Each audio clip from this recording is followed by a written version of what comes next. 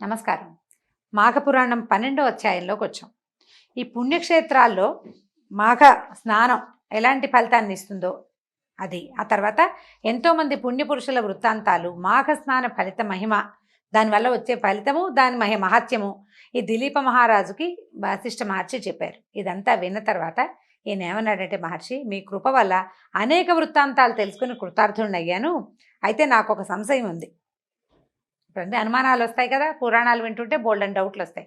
ఈ సంశయంతో ఏదైనా మరి ప్రశ్నిస్తే మరిన్ని కొత్త విషయాలు తెలుస్తాయి అన్నమాట. అందుకని డౌట్లు ఎక్స్ప్రెస్ చేస్తే ఎప్పుడూ మంచిది. ఏదైనా కథలు వినేటప్పుడు అది అలాగా ఇది ఇలాగా అని అడుగుతూ ఉంటే అప్పుడు కొత్త కథలు వస్తాయన్నమాట. ఇలా అడిగి ఏమడుగుతున్నాడంటే, మాఘమాసం నందు ఏ ఏ తీర్థాలు దర్శించాలో సెలవివ్వమని అడిగాడట. అప్పుడు వశిష్ఠుల వారు ఏం చెప్పారంటే, మాఘ స్నానానికి ఆసక్తి కలిగిన వాళ్ళకి ముఖ్యమగు తీర్థ మహిమల గురించి వివరిస్తాను, శ్రద్ధగా వినమన్నాడు. మాఘమాసంలో నదీ స్నానం ముఖ్యమైంది. మాఘ స్నానం చేయకుండా తీర్థములు సేవించినా చాలునని అనుకోవటం మాత్రం అవివేకం. చూసి రావడం అంటే వెళ్ళి పుణ్యక్షేత్రానికి వెళ్ళి చూసి రావడం కాదు, స్నానం క్షేత్ర దర్శనము రెండూ చేయాలన్నమాట. మాఘమాసంలో క్షేత్ర దర్శనం చేశామండి సరిపోతుంది అని భావించద్దు, స్నానం చాలా ముఖ్యమైంది. కాబట్టి ఆ మాసం ఎందుకు చెప్తున్నారంటే, ఈ మాట ఎందుకు చెప్పారు, మాఘమాసంలో ఏ నదిలో నీళ్ళైనా కూడా గంగ నీటితోటి సమానం అవుతాయి. అందుచేత మాఘమాసంలో నదీ స్నానం సర్వపాపహారమైనది, ఆవశ్యకమైనది కూడా. అలాగే ప్రయాగ అతి ముఖ్యమైన క్షేత్రం, త్రివేణి సంగమం అన్నమాట. ముఖ్యమైన క్షేత్రం. ఈ భరతఖండంలో అతి ప్రధానమైన నదుల్లో అత్యంత ప్రధానమైనది గంగా నది. అది సముద్రంలో కలిగి చోట మాఘస్నానం చేసినా కూడా 7 జన్మల్లోని పాపాలు సైతము హరిస్తాయి. అంటే కర్మక్షయం కలుగుతుందన్నమాట.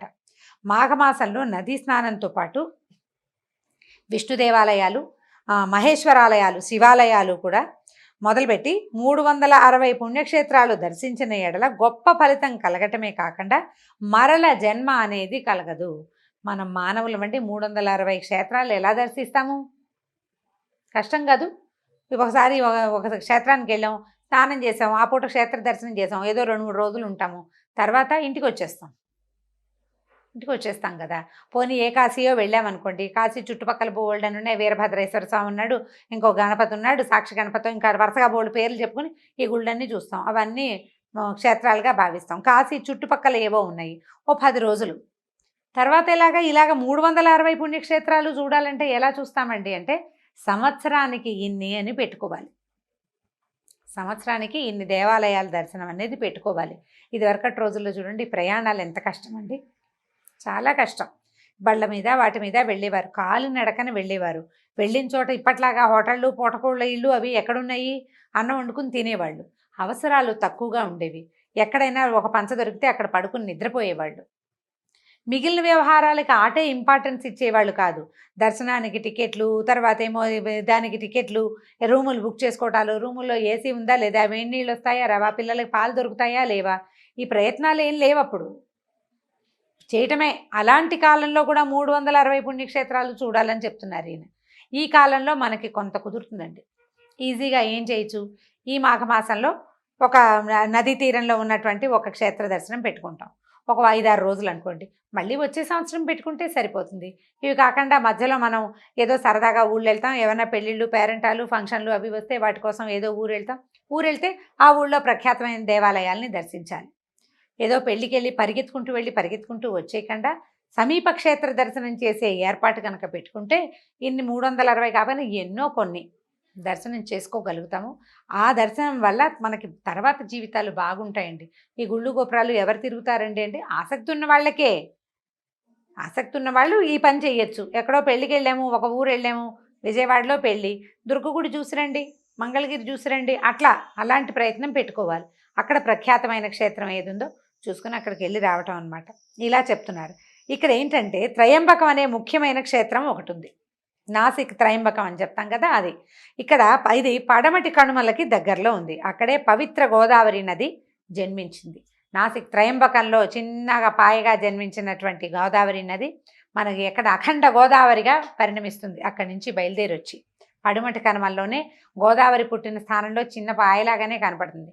తర్వాత ఇవన్నీ కలుపుకుంటూ వెళ్ళి మనకి గోదావరి జిల్లాలో అక్కడ పుట్టిన గోదావరి నదికి జిల్లాలు ఇక్కడ ఏర్పడ్డాయి. ఆంధ్రదేశంలో. భగవంతుడు ఇది ఎట్లా ఉంటుందండి, ప్రకృతి యొక్క వైచిత్రి, ప్రకృతి యొక్క మహిమ, దాని గురించే చెప్పుకోవాలి ఇక్కడ మనం. అయితే గౌతముడు తన గోహత్యా పాతకాన్ని పోగొట్టుకోవడానికి ఈశ్వరుని గురించి ఘోర తపస్సు చేశాడట. ఘోర తపస్సు చేసి గోదావరిని హత్య జరిగిన ప్రాంతానికి, గోహత్య ఎక్కడ జరిగిందో అక్కడికి ప్రవహింపజేశాడు. అదే కాకుండా మాఘమాసంలో గోదావరి యందు స్నానం చేసిన ఎడల సకల పాపాలు తక్షణమే హరించిపోవటం కాకుండా ఇహమందు పరమందు కూడా ఎంతో సుఖం లభిస్తుంది. ఇహమందు సౌఖ్యం లభిస్తుంది, పరమందు స్వర్గం లభిస్తుంది అని చెప్తారు. గౌతమి నదిలో మరికొన్ని ప్రసిద్ధమైన ఉపనదులు కూడా కలిసి తమ తమ స్నేహ సౌభ్రాతృత్వాన్ని చాటుకుంటూ ఉంటాయి. అలాగే పరంతప అనే ఉపనది ప్రవహించే చోట శివుడు లింగాకారంగా వెలిసి ఉన్నాడట.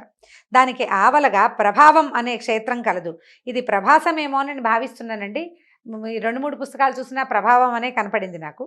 ఆ క్షేత్రం బ్రహ్మహత్యా పాతకాలని సైతం పోగొడుతుందట. ఇందుకు ఒక ఇతివృత్తం ఉంది, ఒక కథ ఉందని చెప్తున్నారు. సావధానంగా వినమన్నారు. విష్ణుమూర్తి నాభికమలమున పుట్టిన బ్రహ్మకు ఈశ్వరునకు తొలుత 5 తలలుండేవిటండి. 5 తలలుండేవిట. ఈశ్వరునకు పంచవక్త్రుడు, త్రినేత్రుడు అనే పేర్లు కూడా ఉన్నాయి, మనకు తెలిసింది. ఈశ్వరునికి పంచవక్త్రుడు అనే పేరుంది. బ్రహ్మ కూడా 5 తలలున్నాయి. అయితే ఈయనకి నాకు 5 తలలున్నాయి, నేనే గొప్పవాణ్ణి అనే వాదన. ఆయన నాకు 5 తలలున్నాయి కదా, నేనే గొప్పవాణ్ణి అనే శివుడు ఏదో వాదించుకునేవాళ్ళు. అంటే ఇలాంటి వాదన కాకపోయినా వారిద్దరికీ వాదన జరిగింది.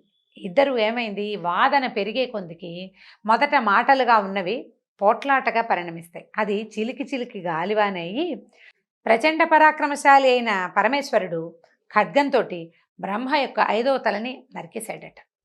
తలని ఉత్తరించాడు. ఎప్పుడైతే ఈ బ్రహ్మదేవుడి తల ఉత్తరించబడిందో శివునికి బ్రహ్మహత్యాపాతకం చుట్టుకుంది. అయితే ఈ బ్రహ్మహత్యాపాతకాన్ని పోగొట్టుకోవాలి. తనకి ఏం చేయాలి? ఈ శివుని బ్రహ్మ యొక్క తల కపాలంగా శివుడి చేతికి అంటుకుపోయింది.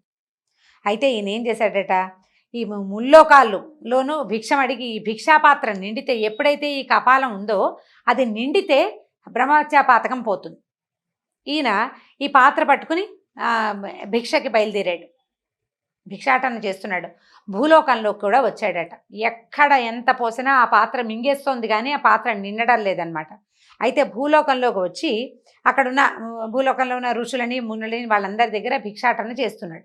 ఈ చేస్తూ ఉండగా ఏమైందట, సప్తర్షుల యొక్క భార్యలు వాళ్ళ సప్తర్షి యొక్క ఆశ్రమాల దగ్గరికి వచ్చాడట. ఆయన జగన్మోహనాకారుడైన ఈ శివుణ్ణి చూసేసరికల్లా భిక్షుకుణ్ణి చూసి మోహానికి గురైపోయారట సప్తర్షుల యొక్క భార్యలు.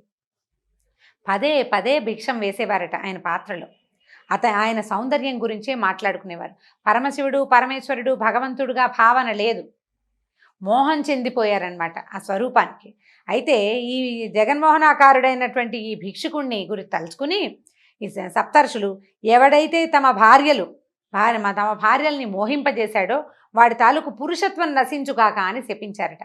ఆయన పరమేశ్వరుడన్న జ్ఞానం లేక పుంస్త్వం పోవాలి. అతను జగన్మోహనాకారుడు పురుషుడు కాబట్టే స్త్రీలైన వీళ్ళు వెంబడబడుతున్నారని భావించి అతని పురుషత్వం పోవాలని శపించేశారు కల్లా ఈశ్వరుని యొక్క పుంసత్వ లింగం జారి పడిపోయిందట.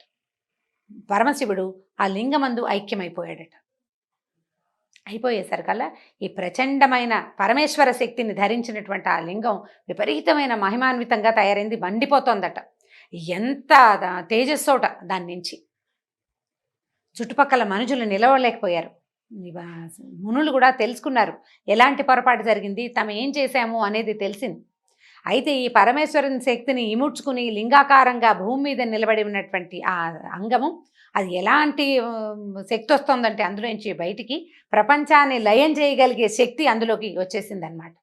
దాంతో ఈ భయంకరాకారంతో కోటి సూర్య తేజస్సును కలిగి ఉన్న ఆ లింగ రూపాన్ని చూసేసరికల్లా దేవతలు, బ్రహ్మదేవతలు, విష్ణుమూర్తి అందరూ పరుగున అక్కడికి వచ్చారట. ప్రళయం సంభవిస్తుందని భావించారు. దాంతో వీళ్ళు వచ్చి ఏం చేశారంటే ఆయనని ఓదార్చి పరమేశ్వరుని ప్రయాగ క్షేత్రానికి తీసుకువెళ్ళారట. అక్కడ ప్రయాగ క్షేత్రంలో ఈ గంగానదిలో ఒకసారి ఆయన్ని స్నానం చేయించి, ప్రయాగ క్షేత్రంలో గంగ ఉందని, ఆనాటికి గంగ ఉందో లేదో మనం కథలో ఎక్కడా చెప్పబడలేదండి. ప్రయాగ క్షేత్రానికి తీసుకొచ్చిన తర్వాత ఆయన బ్రహ్మహత్యాపాతకం నివారించబడింది అనమాట. సప్తర్షుల భార్యలు వేసిన భిక్షతోటే హత్యాపాతకం పోయింది ఆయనకి. కానీ ఈ అనుకోకుండా వచ్చిన ఈ ఉత్పాతం వల్ల లింగరూపిగా మారిపోయాడట పరమశివుడు. ఆ తర్వాత ఈ ప్రయాగ క్షేత్రంలో ఆయన్ని ప్రతిష్ఠ చేసేశారు ఈ లింగరూపిణి. అప్పుడు భూలోకానికి వచ్చిన శివుడు లింగాకారంగా మారిపోయినందువల్ల భూలోకంలో ఉన్న మానవులు లింగ పూజనే జరుపుతున్నారట. ఆ తరువాత బ్రహ్మాది దేవతలంతా ప్రయాగ క్షేత్రం అత్యంత మహిమాన్విత క్షేత్రం భూలోకంలో. అక్కడ చేసిన చిన్న పూజ కానీ, అక్కడ చేసినటువంటి ధ్యానము, తపస్సు విపరీతమైన అమోఘమైన ఫలాన్ని ఇస్తాయని ఆ ప్రాంతానికి ఆ వరాన్ని ప్రసాదించి వెళ్ళిపోయారట. ఈ రకంగా పరమేశ్వరుడు లింగరూపిగా భూలోకంలో స్థిరపడిపోయాడని దిలీప మహారాజుకి వశిష్ఠ మహర్షి తెలియజేశారు. దీంతో 12వ అధ్యాయం పూర్తయిందండి. రేపు 13వ అధ్యాయంలో మళ్ళీ కలుసుకుందాం. నమస్కారం.